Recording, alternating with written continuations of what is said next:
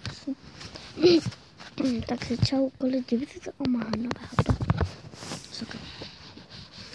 Lidi, mám skoro vbitou kameru, tak musím natáčet na rychlo. Jsem v posteli, je asi 1 hodina ráno. Já ještě pořád nespím tady. Ale to ten spí v obýváku.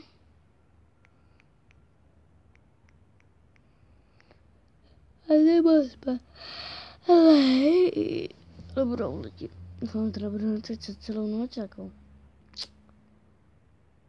Doufám, že ne. Ale to je jedno.